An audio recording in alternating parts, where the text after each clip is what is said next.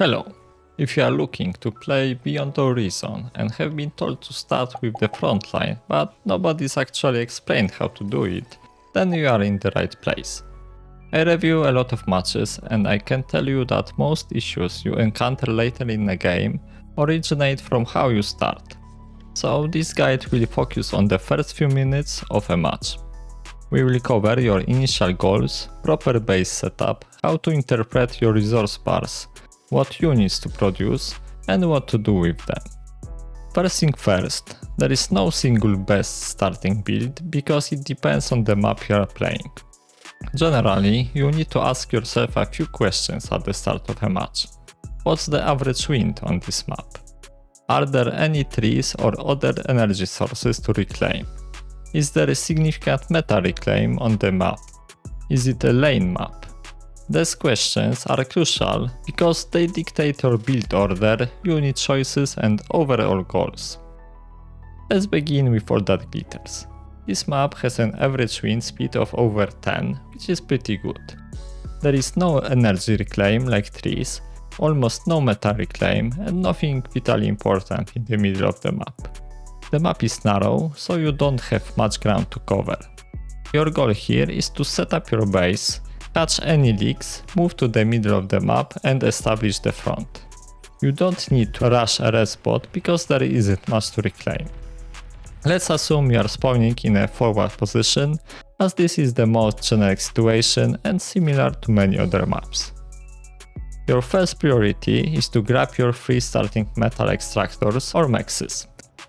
Your next goal is to build a constructor as fast as possible.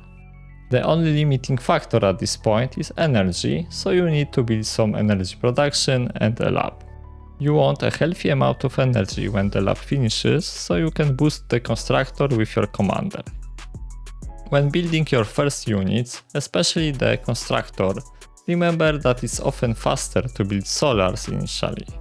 Solars provide immediate energy without an energy cost to build, unlike wind turbines which consume energy during construction and need time to pay for themselves.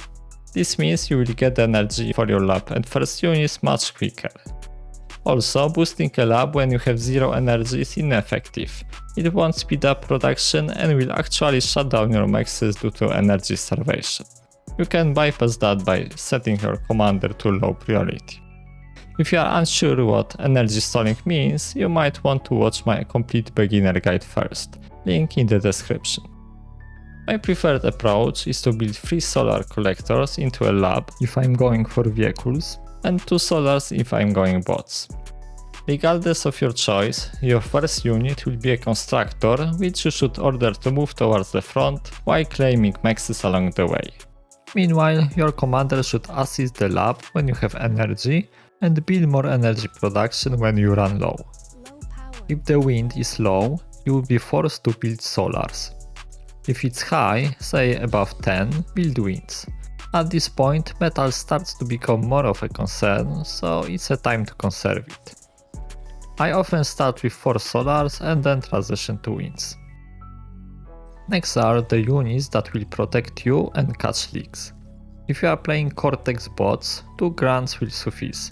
In other cases, you can make 5 scouts. Follow this with a second constructor to assist the lab and a few more units. For now, stick to fast units. For example, with Cortex bots, I would build 3 more grunts. Your follow-up depends on your metal situation. If you are at 0 metal, it's time to move your commander straight to the front, making sure to grab mexes along the way. If you still have spare metal, perhaps because you weren't forced to build many solars, you can boost an additional constructor or 2. Just ensure you leave for the front as soon as you hit 0 metal. There is no point in keeping your commander at the base if you have no resources to spend, as he is the most valuable unit at the front in the early game.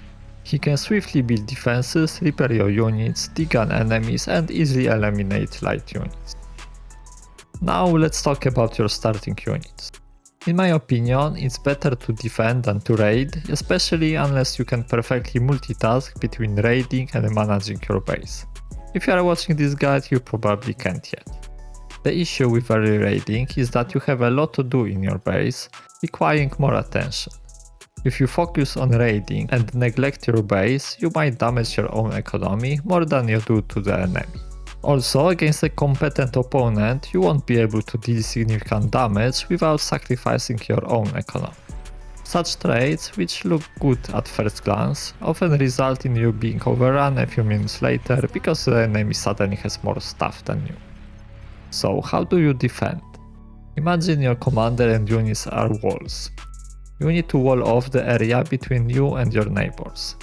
Your commander is in the middle, making the front of your base safe. This means your units should wait on the flanks. A common mistake I see is sending units to the middle of the map. For me, it's pointless because there is nothing to do here. What's worse is that it's extremely easy to bypass units sitting in the middle. You don't have radar yet, so you can't see what enemies are doing. You also have to constantly monitor your units, otherwise enemies might gank them, and you will lose them for free. Furthermore, if another lane leaks and enemies target your economy, you won't have units in place to defend. In short, use your early units to cover the flanks of your base and your expansion. Move them forward as you expand and gain radar coverage. With this setup, everything is closer together, making it easier to track. I try to keep my units scattered in the area in front of my base, because it makes it extremely difficult for ticks or other fast units to go around them. This keeps me safe, allowing me to focus on early economy, which I believe is more reliable than trying to raid enemies. Okay, in your lab it's time to make your chosen main units. Here are a few basic options. Rocket bots. I usually make 10, but you can make more if you have trouble keeping them alive. They can push back enemy laser turrets and successfully skirmish with vehicles if microed properly. Another option is plasma bots. Use them if you want to be very aggressive. Plasma bots can threaten commanders because they outrange them, and they can shrug off early static defenses. To make the most of plasma bots, you have to learn to effectively use res bots and your commander to constantly repair them, as this makes them much stronger. If you are armed vehicles, 2 Janus, 1 Stout and 1 Whistler on repeat. Janus have extremely high burst damage that can obliterate anything, including commanders. The Stout is for frontlining and soaking up damage, and the Whistler is for anti-air and vision. And as Cortex vehicles, a few incisors to fight scouts, then Wolverines, Pounders and a few Lashers for vision and anti-air. The idea is to achieve a critical mass of Wolverines, making it impossible for enemies to stay under their fire. Pounders are excellent at stopping and killing anything that tries to get close. Know that they aren't as strong against commanders, so keep them at a distance. I will also make an honorable mention to mine layers. With creative use they can provide a lot of value. For example, heavy mines can almost one-shot commanders. There is one more thing to consider when building your army. All of these units are slow. So if you haven't established the front yet, it's easy for enemies to go around them. If you see a leak which bypasses your army, start producing fast units immediately. There is no point in chasing them with slow units because you won't catch them anyway and you will leave your front open. In general, the wider the map, the longer you should stick to fast units. Let's talk about economy now. Metal extractors are your primary source of metal, and grabbing them should always be your top priority. If you see unclaimed metal spots, build mexes there as soon as possible. Even if it's not your lane, a non-working mex puts the entire team behind. You can always share them back later. Your metal income will be increasing as you claim more and more mexes, meaning your metal bar will slowly rise. If you have both spare metal and energy, you need more build power. If you have less than 3 constructors or no constructor turret at your base, make more constructors. You can insert them in front of the queue in your lab by holding Alt. If such tricks are new to you, watch my base management guide for more. If you already have multiple cons in your base, start adding constructor turrets, one at a time to avoid overbuilding. Make sure they reach your lab and as many mexes as possible because it will make upgrading them to T2 much easier. Now it's time to worry about energy production. It's a good idea to just send one constructor to slowly build wind turbines somewhere to the side, so you won't have to worry about it too much. But when wind is low, you have metal and you need energy quickly, remember to build a few solars for a quick boost. I also like to add 2 or 3 advanced solars before upgrading my mexes to T2 to stabilize my energy situation. Remember that you can reclaim all of these inefficient energy sources later. If you have a full energy bar, it's also time to build energy storage. Storage is essential because it allows you to make plays with your commander and makes it easier to build energy-dense structures like jammers, contours, T2 mexes and so on. If you already have a significant reserve, at least 2 full energy storages, consider adding a few converters. Okay, let me briefly explain how to use the most common units. Also make sure to watch my unit control guide to learn how to micro them easily. Rocket bots. You want to keep them in a line outside the range of light laser turrets. Move them back and forth as they shoot, keeping them in the back while they reload. You also want to sidestep to dodge enemy fire. If you fight Janus, go back the moment they shoot to avoid the rocket. Against plasma bots, just kite them backward. Against missile track, try to burst them down. You have higher alpha damage, so if you land your rocket, it will hurt them more. Just never chase them. Wait until they turn towards you. In all cases, your commander stays back and builds light laser turrets behind your rocket bots to give them a spot to retreat to if enemies try to run them down. He also repairs your units and reclaims wrecks. Plasma bots. I like to keep them out of sight until I have a group of 5 or so and a few res bots. Then you just push forward while repairing them. You can easily walk into LLT range, fire a salvo to one-shot it and go back to repair. If an enemy commander comes in range, try to focus him down, but keep him at max range. He can't do anything to you if you don't let him get close. This strategy is best if the enemy doesn't have much ground to retreat. The main goal is to push them back, destroy their defenses and use the metal advantage from reclaim. In most cases you won't be able to push all the way to their base because other players will collapse on you. It's important to recognize when to stop and take up or rotate to other lane. Vehicle artillery. It's similar to rocket bots, but you don't micro as much because they can shoot behind them. Just slowly advance, keeping enemies at max distance and dismantle everything in range. Add LLTs with your commander as you advance to protect yourself from raids. After you have about 10 artillery pieces, it's a good idea to start massing medium or light tanks in the back. Then, if you see that you have made enough of a dent in the enemy front line, you can try to raid their bases. Just make sure not to get degunned by their commanders.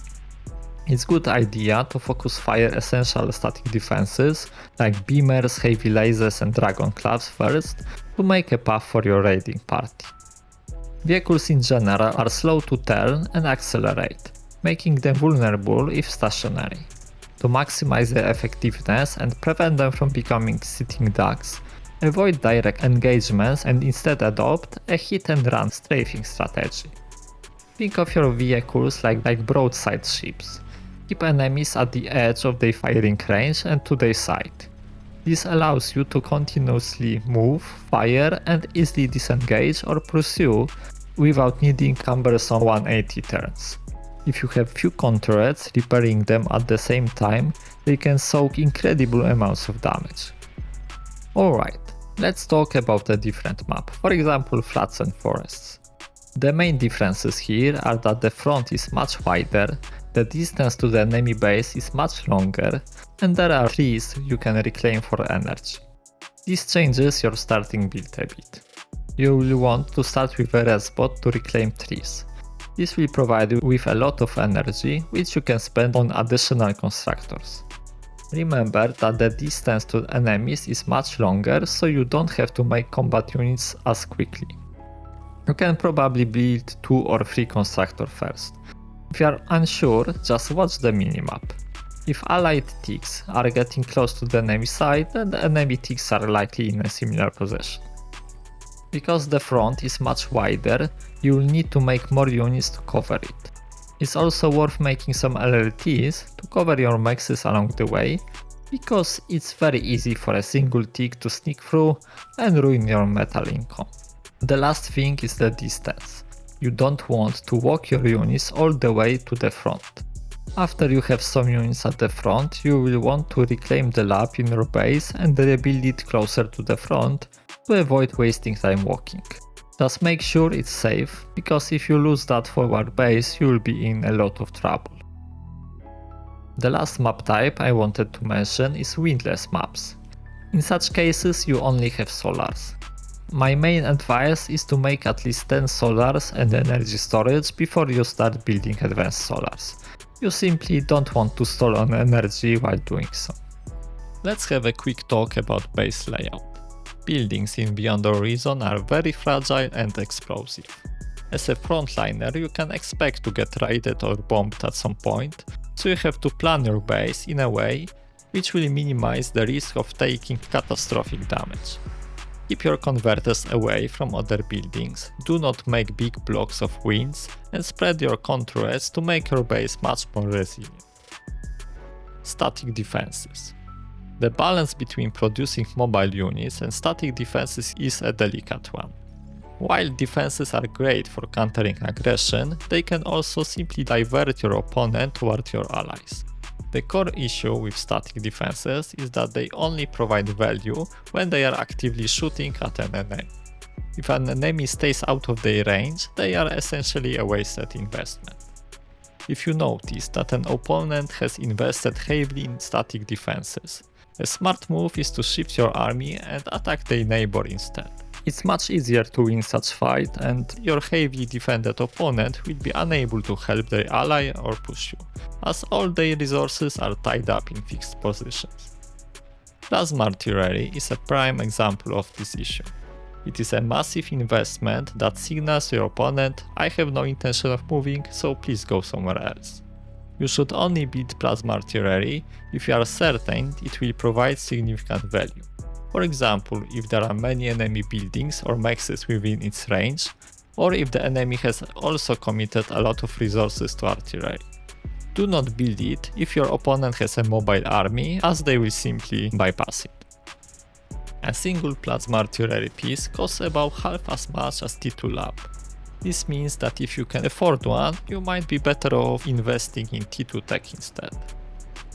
Building multiple plasma artillery pieces can be a death sentence against any competent player, as they will simply ignore them, take out your allies, or easily dismantle your defenses with superior T2 units. T2 lab and teching up. In most cases, you don't want to build a T2 lab if a teammate is already a designated tech player. T2 labs are very expensive, so it's most efficient for one player to build it and distribute T2 constructors to the team. You can send that player metal to speed up the process.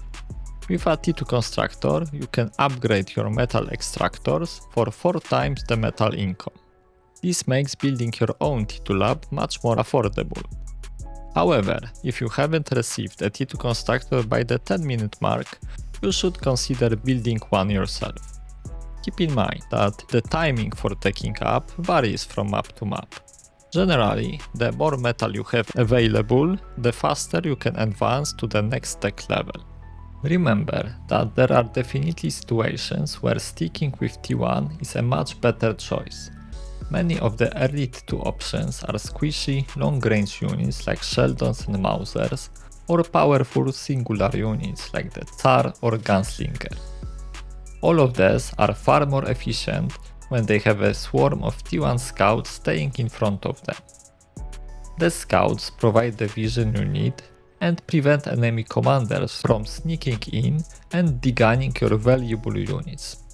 So, if you see that your ally is already fielding T2 units, it's often a good idea to spam some ticks or grunts instead of making a T2 lab yourself.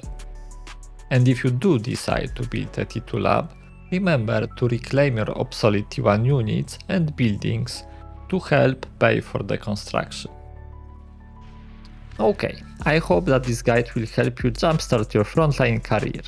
Let me know in the comments if you have any questions or ideas for the next video.